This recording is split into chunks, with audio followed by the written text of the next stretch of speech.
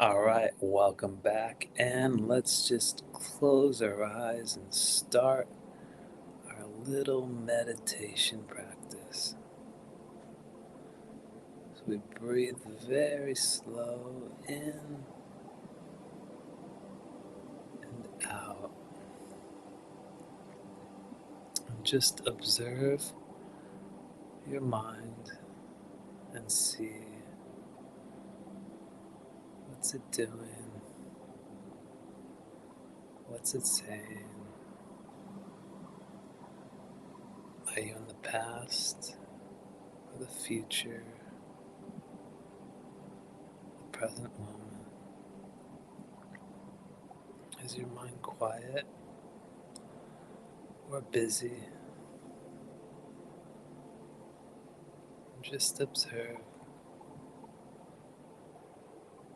be present in the moment, in the now. And if you could see your mind or watch your mind and ask yourself, who is the one observing the mind?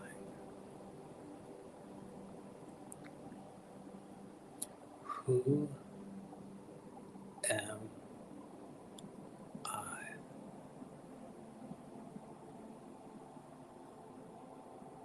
You are that.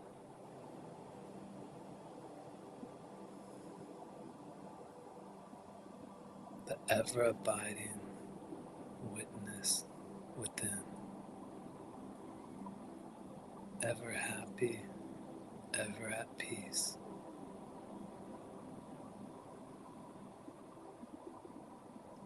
And that is our true self.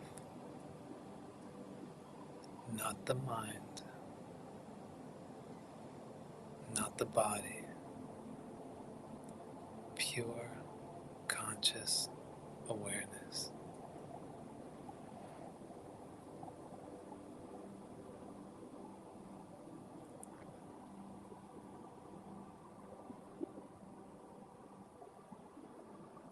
Whenever you're ready,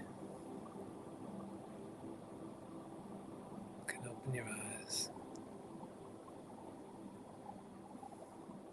come back.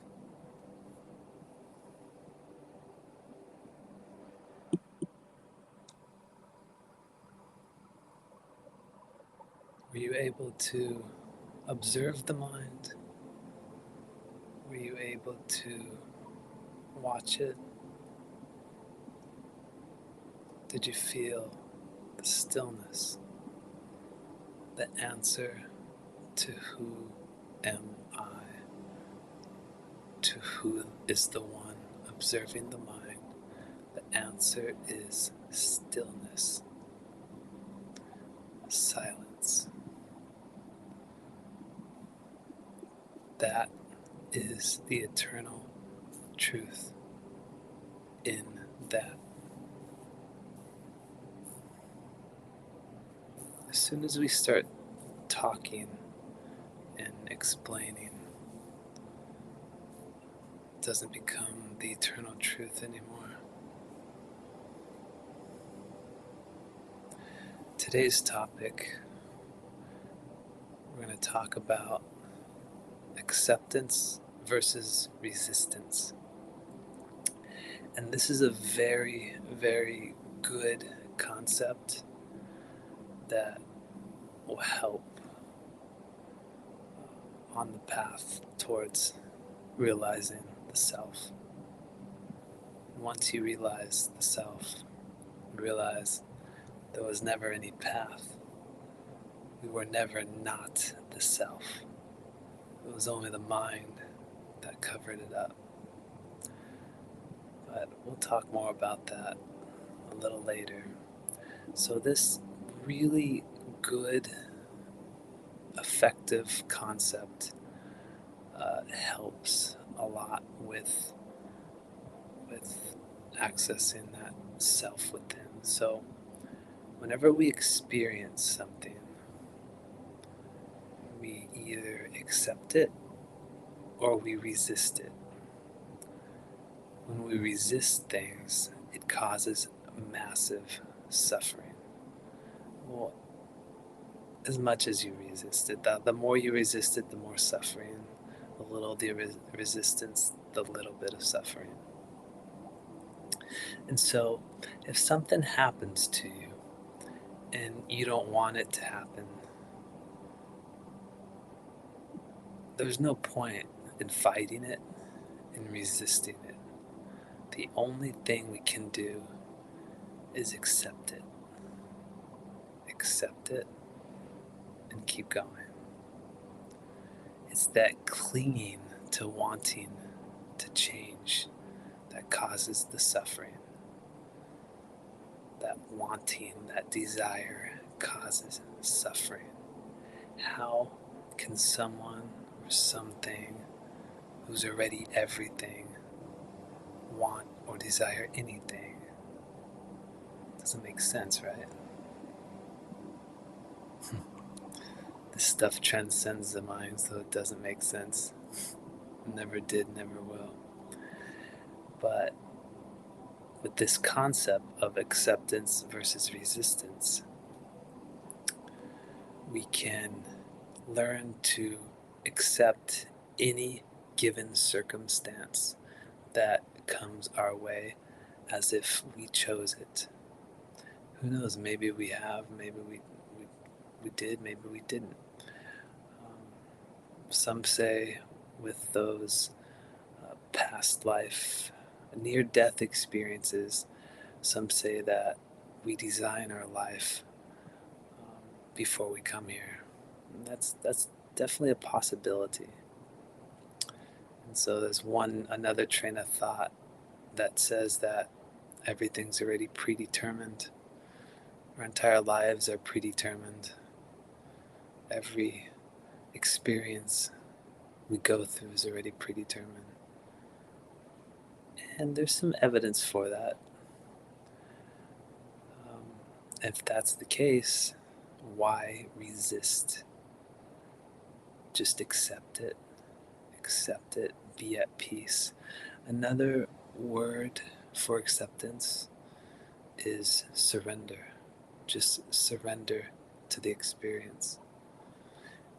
And also, you can ask, when you are resisting something, you could, ask yourself, who is the one that is resisting? And it always comes down to the mind. It's the mind that is resisting. The mind, as I say, and I'll continue to say, is the root cause of all suffering. If you quiet the mind, still the mind, dissolve the mind, transcend the mind, suffering ceases when you abide in the true self. No amount of money, no amount of external experiences, no amount of wealth, power, fame, anything can ever bring eternal peace, happiness, and love. This is a trap of this world, and I will continue to say it as many people are on the hamster wheel that the media shows us over and over again. So much so it's embedded in our psyche and subconscious on a deep level. And this is a trap. So as we come back to resistance versus acceptance, accept every experience as if you chose it. Do not resist it. Do not fight it. And then in that, you'll have a profound sense of peace that comes from that. And that will help one to abide in the self.